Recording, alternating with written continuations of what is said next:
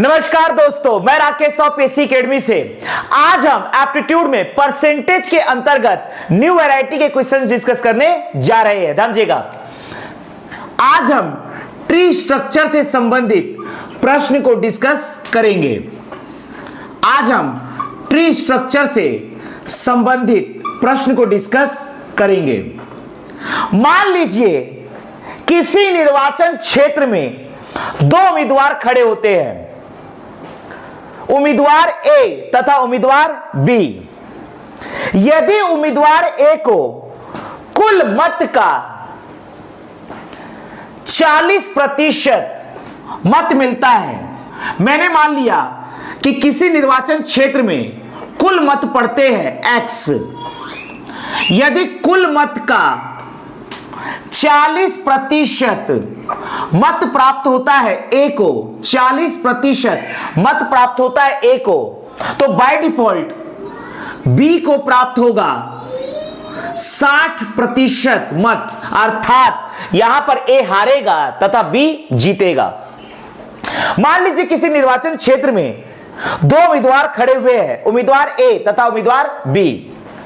उम्मीदवार ए को कुल मत का 40% मत मिलता है, जबकि बी को कुल मत का 60% मत मिलता है।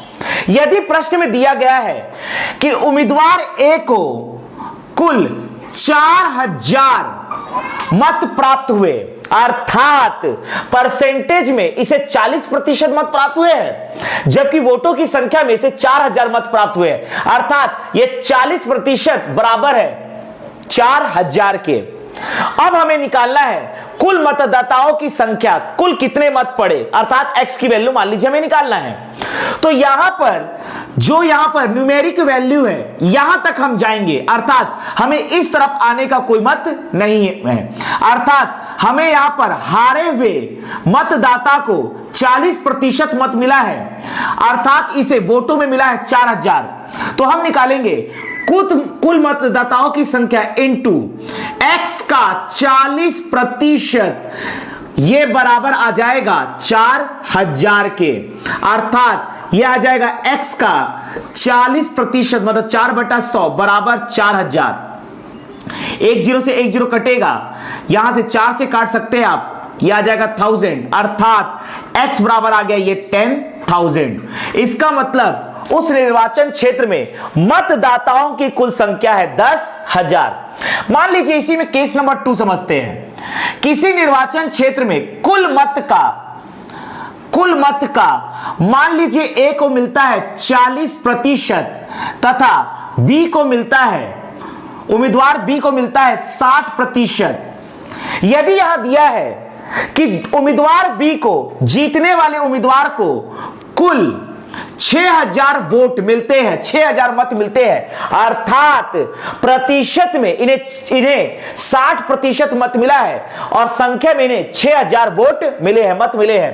तो यहां पर मतदाताओं की संख्या ज्ञात कीजिए। हमेशा हमें न्यूमेरिक वैल्यू की तरफ पहुंचना है। जब न्यूमेरिक वैल्यू यहां था तो हम x से इस तरफ गए थे, अब यहां पर x से हम इधर आएंगे। यह है उम्मीदवार ए जो हारा है, जबकि उम्मीदवार बी यहां पर जीता है, जीतने वाला उम्मीदवार है। यहां पर ए जो है यह हारने वाला उम्मीदवार है, जबकि जीतने वाला उम्मीदवार है उम्मीदवार बी, और इसे 6000 मत मिले हैं। तो x का 60% बराबर है 6000 के।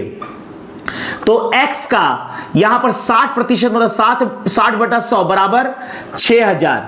यहां पर एक जीरो से एक जीरो काटेंगे, 6 से ये हो जाएगा 100। तो इस प्रकार से x बराबर आ गया 10,000, अर्थात मतदाताओं की संख्या निर्वाचन क्षेत्र में 10,000। एक कंसेप्ट हम डेवलप कर रहे हैं। तीसरा केस मान लीजिए ऐसा है, किसी निर्वाचन क्षेत्र में कुल मत का 40% हारने वाले कैंडिडेट ए को मिलता है जो हारा है, अर्थात बाय डिफॉल्ट दूसरे को मिलेगा 60%, बी को मिलता है, मान लीजिए जीतने वाले कैंडिडेट को मिलता है 60%।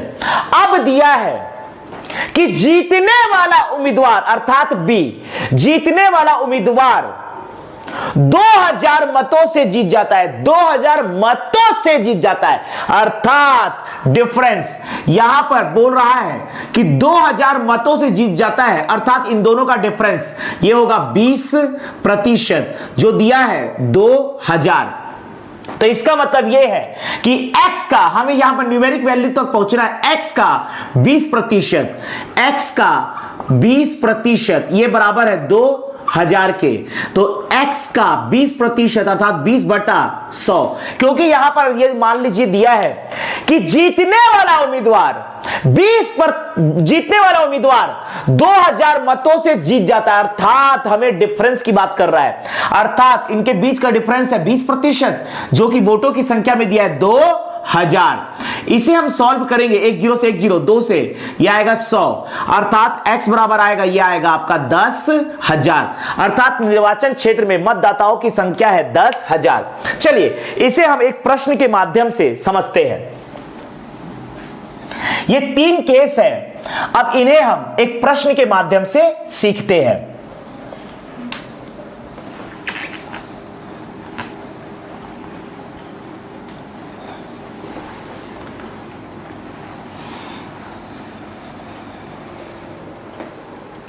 ध्यान दीजिएगा, मान लीजिए प्रश्न है, एक चुनाव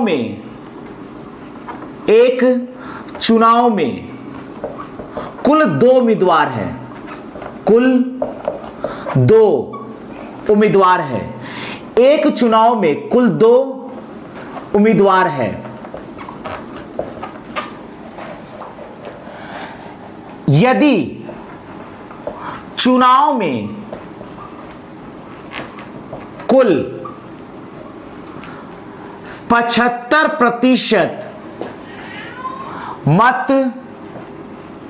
मतदाताओं ने अपने मत का प्रयोग किया, अर्थात मतदान दिया, मत का प्रयोग किया, तथा मत का प्रयोग किया जिसमें से 2% मत अवैध घोषित हो गए, 2% मत अवैध घोषित हो गए, 2% मत अवैध घोषित हो गए। यदि जीतने वाला उम्मीदवार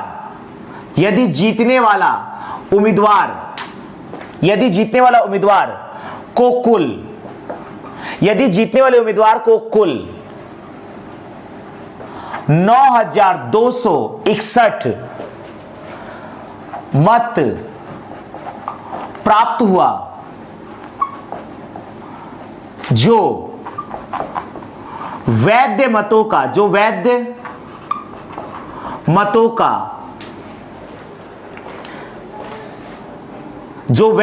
का 75% है, तो निर्वाचन क्षेत्र में मतदाताओं की कुल संख्या ज्ञात कीजिए।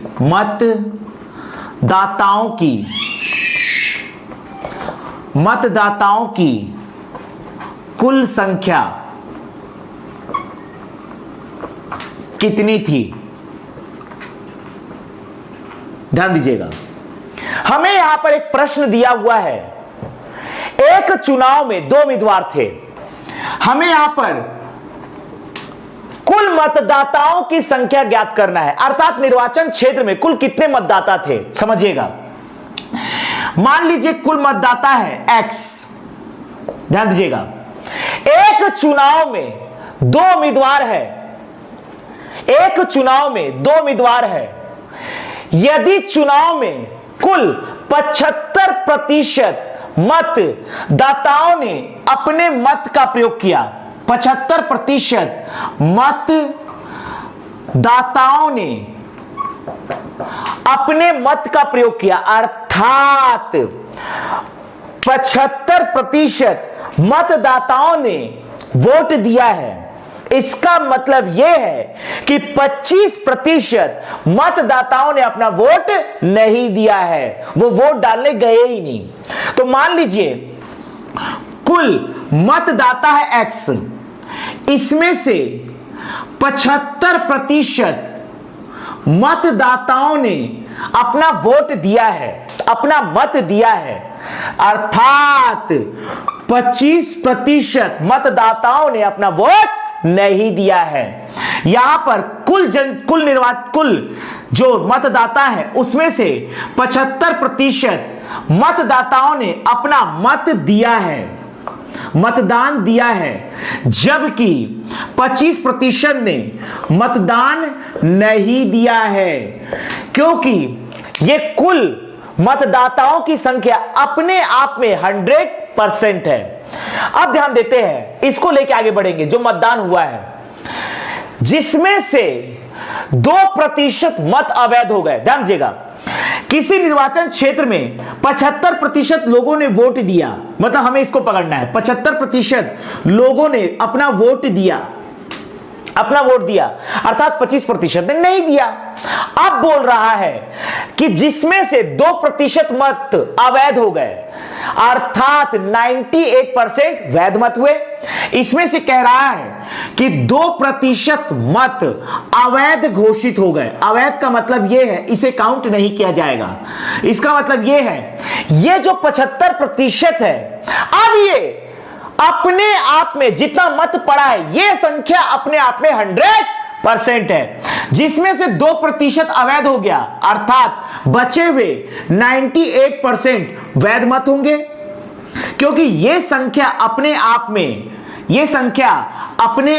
में 100% है। तो यह हुआ वैध मत। अब आगे बढ़ते हैं। यदि जीतने वाले उम्मीदवार को 9,261 मत प्राप्त हुआ, जो वैध मतों का 75% है। अब ये जो वैध मत पड़े हैं, इससे 2 कैंडिडेट होगा, एक होगा जीतने वाला उम्मीदवार और एक होगा हारने वाला उम्मीदवार। तो यहां कह रहा है कि वैध मतों का 75% मिला है जीतने वाले उम्मीदवार को, वैध मतों का 75% मिला है जीतने वाले उम्मीदवार को। तो बाय डिफॉल्ट यह संख्या अपने आप में 100% होगा। जब जीतने वाले को 75% मिला है तो हारने वाले को 100 में से 75 हटाएंगे तो यह आएगा 25%। यहां पर कह रहा है यदि जीतने वाले उम्मीदवार को 9,261 मत मिले, अर्थात यह है जीतने वाले का प्रतिशत में 75%, और इसी चीज का संख्या में दिया है 9,261।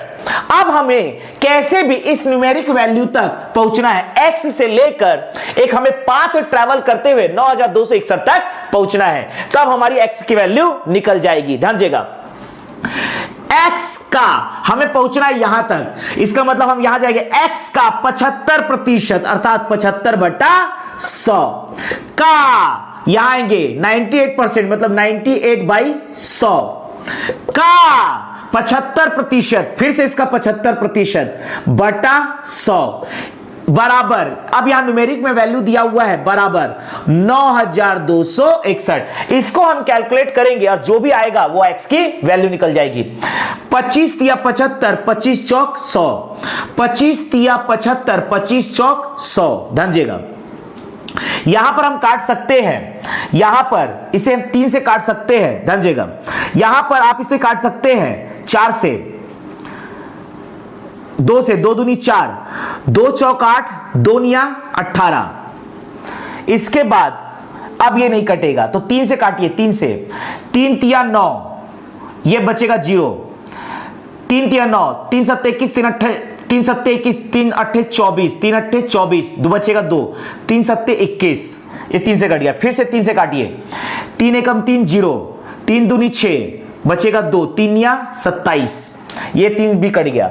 यहां पर अब आप जो भी कर सकते हैं, ये 49 से काटिए सीधा, 7 7 49, 7 एकम 7, बचेगा 3, 7 चौक 28, बचेगा 4, 7 7 49, तो ये हो गया 7 7 49। 7 से 7 दूनी 14, 7 एकम 7 बचेगा 21। ध्यान दीजिएगा, क्रॉस मल्टीप्लाई करेंगे तो ये आएगा x बराबर, ध्यान दीजिएगा, 4 दूनी 8, 4 दूनी 8, 8 का इससे मल्टीप्लाई करेंगे तो ये हो जाएगा 8 इंटू 21 इंटू ये क्रॉस मल्टीप्लाई होगा, ये हो गया 100, अर्थात ये आ गया x बराबर 8 एकम 8, 8 दूनी 16, ये 2 जीरो, अर्थात मतदाताओं की कुल संख्या है 16,800। इसी वैरायटी का एक दूसरा प्रश्न देखते हैं।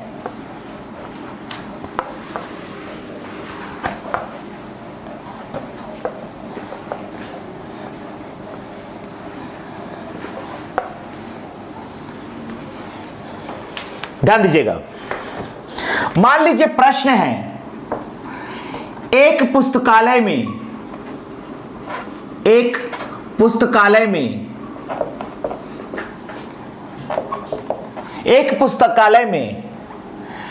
40% अंग्रेजी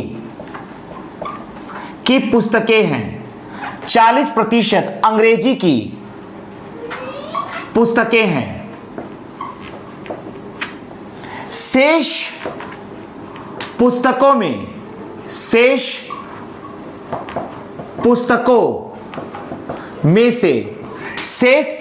से 40% हिंदी की पुस्तकें हैं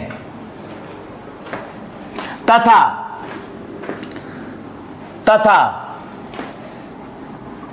शेष छत्तीसगढ़ी की पुस्तकें हैं, शेष छत्तीसगढ़ी की पुस्तकें हैं। यदि हिंदी के पुस्तकों की संख्या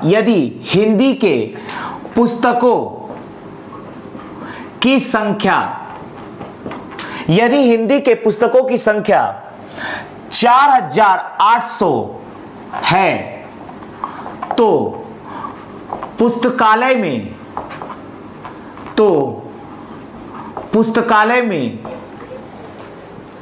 कुल कितने पुस्तक हैं, कुल कितने पुस्तकें हैं, यह प्रश्न पूछा गया है। ध्यान दीजिएगा, सिंपल है, मान लिया कि कुल पुस्तकों की संख्या है x, कुल पुस्तकों में से 40% अंग्रेजी की पुस्तकें हैं, कुल पुस्तकों में से 40% अंग्रेजी की पुस्तकें हैं, 40% अंग्रेजी की पुस्तकें हैं, अर्थात बाकी बचेंगे शेष पुस्तकें, तो इस प्रकार से 60% शेष पुस्तकें होंगे। पहले लाइन में कहा है कि एक पुस्तकालय में 40% अंग्रेजी की पुस्तकें हैं, अर्थात शेष पुस्तकें हैं 60%। फिर कह रहा है शेष पुस्तकों में से, अर्थात यहां ये बचे हुए 60% में से, शेष पुस्तकों में से 40% हिंदी की पुस्तकें हैं। ध्यान दीजिएगा कि ये एंटिटी अब अपने आप में 100% है, अर्थात शेष पुस्तकों में से 40% पुस्तकें हिंदी की पुस्तकें हैं, तो शेष पुस्तक, फिर से बचेगा शेष पुस्तक ये अपने आप में 100% है, जिसमें से 40% हिंदी है, तो ये अपने आप में 100 है, अर्थात 100 में से 40 घटाएंगे तो फिर से 60% शेष पुस्तक बचेगा। और यहां फिर आगे लिखा है कि तथा शेष पुस्तकें छत्तीसगढ़ी की पुस्तकें हैं, अर्थात ये शेष पुस्तकों से तात्पर्य है कि ये है छत्तीसगढ़ी की पुस्तकें, जिसकी संख्या होगी 60%। यहां लिखा यदि हिंदी की पुस्तकों की संख्या 4800 है, अर्थात 4800 है, अर्थात हिंदी की पुस्तकों की संख्या ये दिया हुआ है न्यूमेरिक वैल्यू में 4800, तो पुस्तकालय में कुल पुस्तकों की संख्या क्या है, x से लेकर इस न्यूमेरिक वैल्यू तक हमें पहुंचना है। ट्री स्ट्रक्चर में x का 60% अर्थात 60/100 का 40% अर्थात 40/100 बराबर है 4800 के। सॉल्व करेंगे 1 0 1 0 1 0 1 0, यहां पर काटेंगे 6, यहां पर 6 से काटेंगे 6 चौक 24 6 पंचे 30 6 चौक 36 6 सत्ते 42 6 अट्ठे 48, ये 2 0, 4 से 4 दूनी 8, ये 2 0, क्रॉस मल्टीप्लाइंग करेंगे तो x बराबर आएगा 20,000 अर्थात पुस्तकालय में कुल पुस्तकों की संख्या है 20,000। वैरायटी में अगला प्रश्न देखते हैं।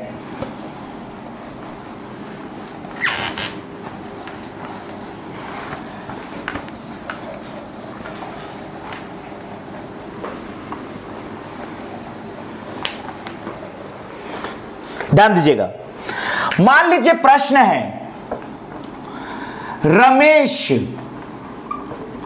अपनी मासिक आय, रमेश अपनी मासिक आय का 40% भोजन पर खर्च करता है, भोजन पर खर्च करता है, भोजन पर खर्च करता है तथा शेष राशि का, तथा शेष राशि का 50% यातायात पर खर्च करता है, खर्च करता है तथा शेष राशि का 30% कपड़ों पर खर्च करता है, कपड़ों पर खर्च करता है। यदि उसकी मासिक बचत, यदि उसकी मासिक बचत 2520 रुपए हो तो रमेश की मासिक आय क्या होगी, रमेश की मासिक आय क्या होगी, यह प्रश्न हमें दिया हुआ है। ध्यान दीजिएगा, सिंपल है, इसे हम डिस्कस करने जा रहे हैं। रमेश अपनी मासिक आय, मैंने मान लिया कि उसकी मासिक आय है x रुपए, मैंने मान लिया कि रमेश की मासिक आय है x रुपए। रमेश अपनी मासिक आय का 40% भोजन पर खर्च करता है। मान लीजिए रमेश अपनी मासिक आय का भोजन पर खर्च करता है 40%, जो भी उसकी सैलरी है उसमें से 40% वो भोजन पे खर्च करता है, अर्थात शेष राशि बचेगा 60%, क्योंकि ये x अपने आप में 100% है, 100 में से 40 घटाएंगे तो ये आएगा 60%। तो अब इसके पास बचा है 60% की राशि। अब कहता है तथा शेष राशि का 50% यातायात पर खर्च करता है। अब जो एंटिटी बची है यह अपने आप में 100% है, तो इसमें से शेष राशि का 50%, शेष राशि का 50% यातायात पर खर्च करता है, शेष राशि का 50% यातायात पर खर्च करता है, अर्थात फिर इसके बाद बचेगा 50% का शेष राशि, क्योंकि ये एंटिटी अपने आप में 100% है। तो अब बचेगा शेष राशि 50%। फिर बोलता है तथा शेष राशि का, ये है शेष राशि का 30% कपड़ों पर खर्च करता है, 30% कपड़ों पर खर्च करता है, 30% कपड़ों पर खर्च करता है। अर्थात चूंकि ये एंटिटी भी अपने आप में 100% है, इसलिए 30% खर्च हो रहा है, तो 100 में से 30 गया, यह आएगा 70%। तो फिर से शेष राशि जो होगी ये होगी 70%। अब ध्यान दीजिएगा, ओवरऑल 30% इसने कपड़ों पे खर्च किया है, तो ये होगी बचत की राशि। अब यहां पर लिखा है यदि उसकी मासिक बचत, अर्थात अब ये जो बचा है कपड़ों पर खर्च करने के बाद, यही है इसका मासिक बचत, यही है इसका मासिक बचत जो कि है 70%। यदि उसकी मासिक बचत 2520 रुपए है और यही हमें रकम में दिया है 2520 रुपए है, तो रमेश की मासिक आय क्या होगी? एक्स से लेकर इस न्यूमेरिक वैल्यू तक हमें पहुंचना है।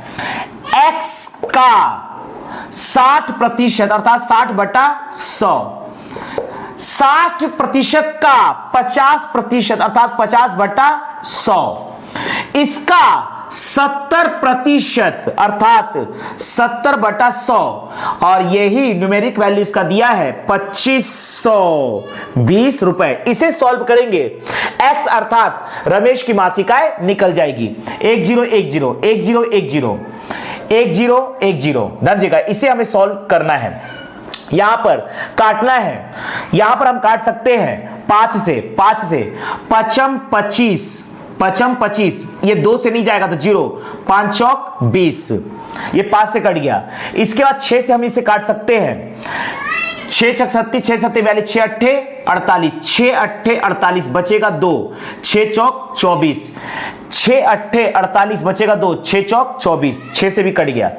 7 से काटते हैं, 7 एकम 7, 7 दूनी 14, ये कट गया 7 से भी, अर्थात क्रॉस मल्टीप्लाई करेंगे तो यह आ गया 12,1,2,3,0, 12,000 रुपए मासिक। अर्थात रमेश की मासिक आय है 12,000 रुपए मासिक। इसी वैरायटी से संबंधित एक और प्रश्न डिस्कस करते हैं।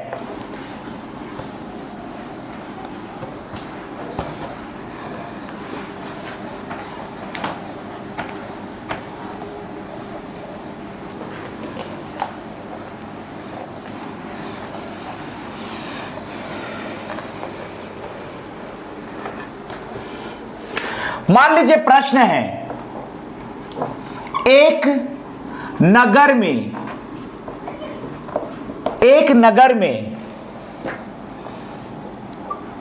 कुल जनसंख्या का,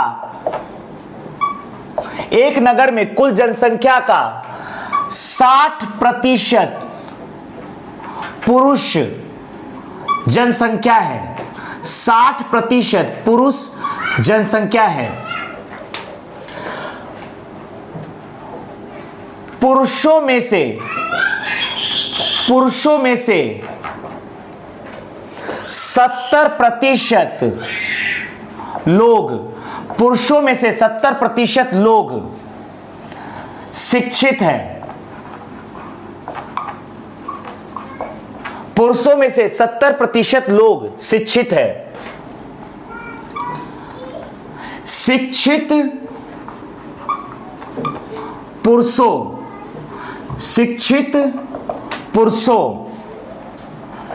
में से 80% पुरुष रोजगार में हैं, 80% पुरुष रोजगार में हैं। यदि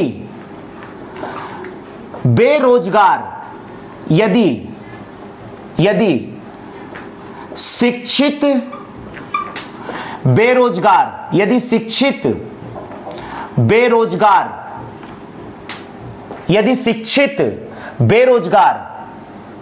पुरुषों की संख्या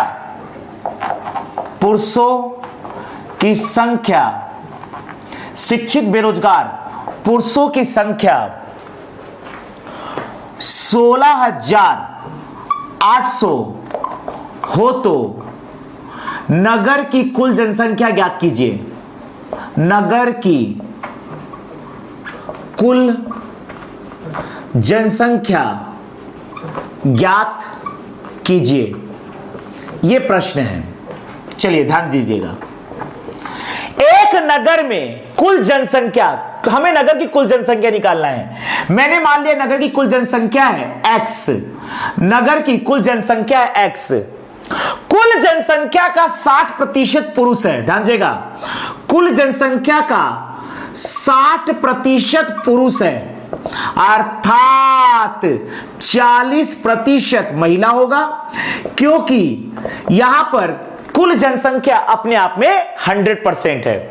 फिर कह रहा है पुरुषों में से 70% लोग शिक्षित है, यह पुरुष, पुरुषों में से 70% लोग शिक्षित हैं, पुरुषों में से 70% लोग शिक्षित है, अर्थात ये एंटिटी अपने आप में 100% है, अर्थात 100 में से 70 घटाएंगे तो 30% लोग, 30% पुरुष अशिक्षित होंगे, 30% पुरुष अशिक्षित होंगे। अब आगे बोल रहा है शिक्षित पुरुष, यह शिक्षित पुरुष, शिक्षित पुरुषों में से 80% पुरुष रोजगार में है, शिक्षित पुरुषों में से 80% पुरुष, शिक्षित पुरुष में से 80% पुरुष रोजगार में है, 80% पुरुष रोजगार में है, अर्थात बेरोजगार, बेरोजगार, शिक्षित बेरोजगार जो होंगे, शिक्षित बेरोजगार जो होंगे, ये एंटिटी अपने आप में 100% है, 100 में से